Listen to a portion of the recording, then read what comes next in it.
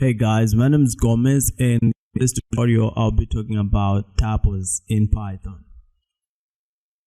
So to get started, a tuple is an example of a collection data type in Python that is used to store multiple data items in a single variable.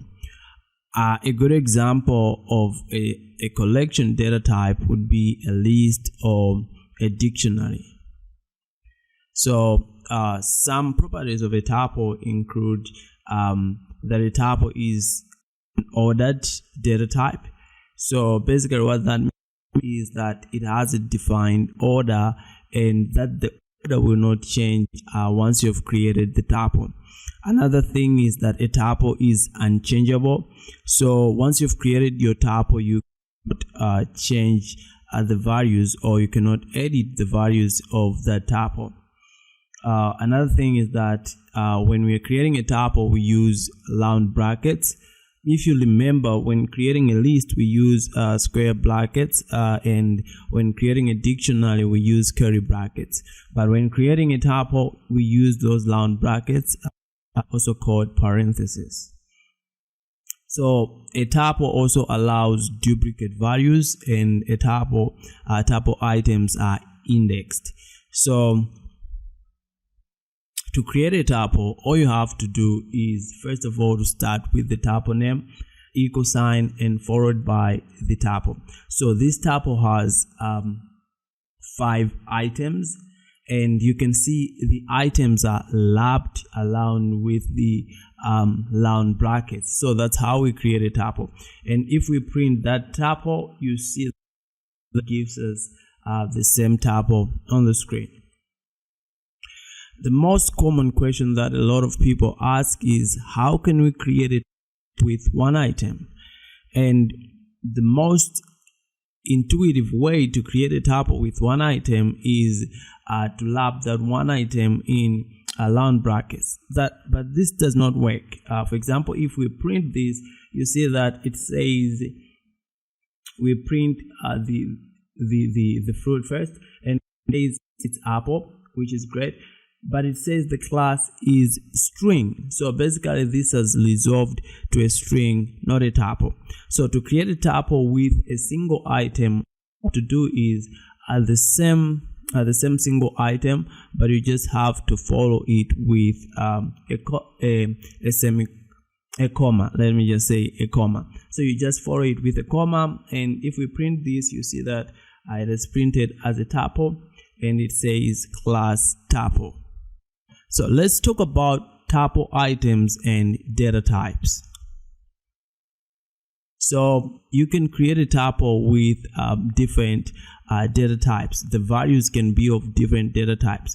You can see in this tuple, we have a string here, we have an integer here, we have a float, we have a list, we have a dictionary, we have also a tuple inside a tuple. So you can see that you can create a tuple.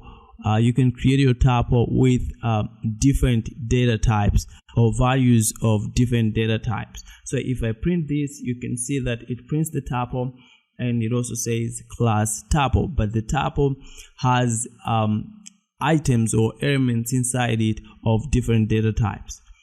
So another thing is how you access tuple items. So basically, as I said before, that tuples are indexed. So to access the values of a tuple, or to access the items you need to use indexing. The first item in the tuple is at index 0, and then 1, 2, 3, 4, and so on and so forth as it goes. So you can see that right here we've created a tuple, the same tuple that we created previously. And right now we want to access a tuple with the index of 1.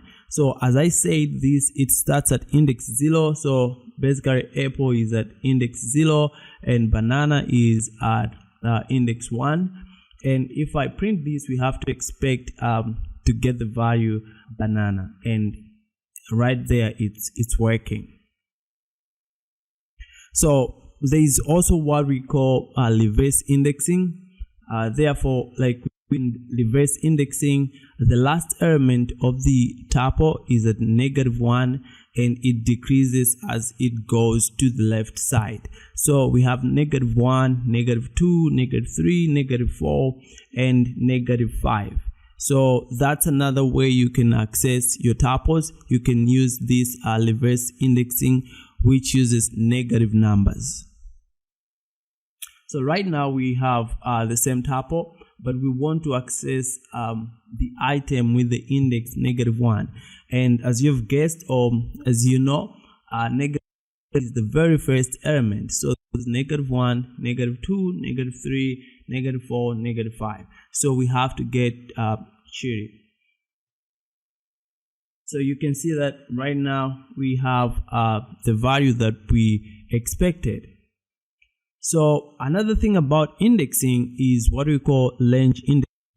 Sometimes you don't want to access only a single value. Sometimes you just want maybe to access a certain number of values, maybe values within a certain range, or maybe you just want to access all of the tuple.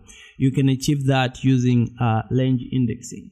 So with range indexing, the first element that you want to access is given as the first element of this list, sort of this indexing.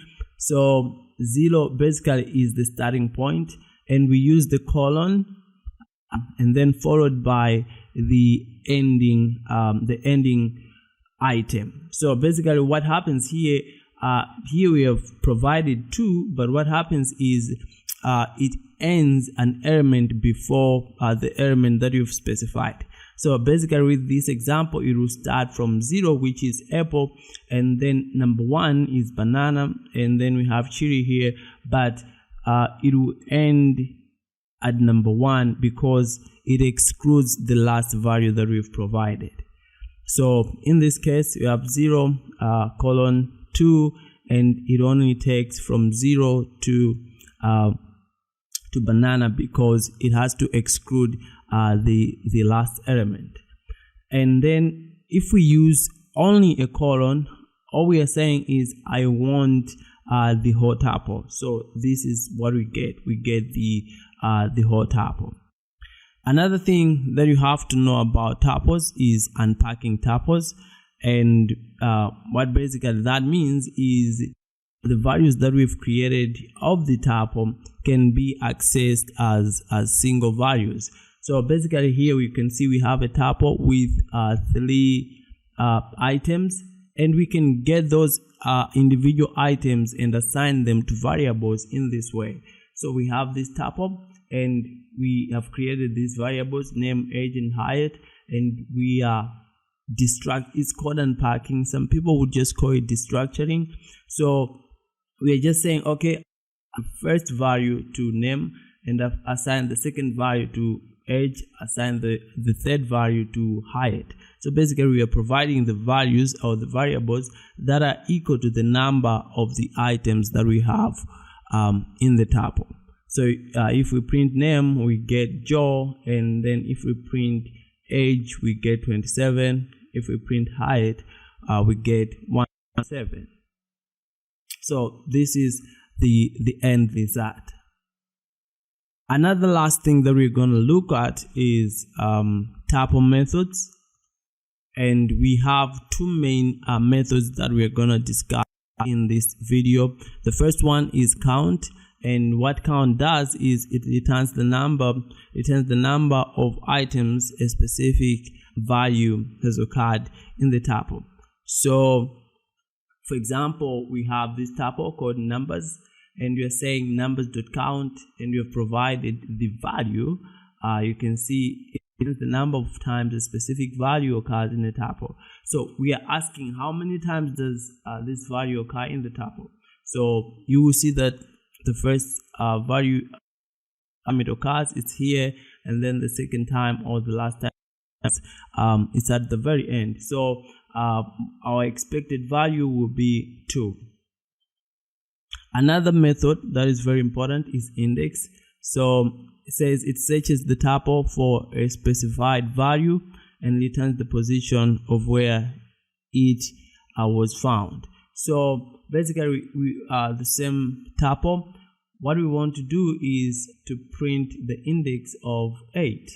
So as you can see, we have 2 8s in this tuple. But what it will do is it will get the first the index of the first item that it found. So this is 0, 1, and 2, and so let's see what we get. And you can see we have 3 over there. So this is all about this is all you have to know about tuples. There is a lot more information you can get possibly on the internet about tuples, but these basics will get you started with writing your own tuples and just knowing how to use tuples whenever you want to use these tuples. So until next time, I wish you a great time.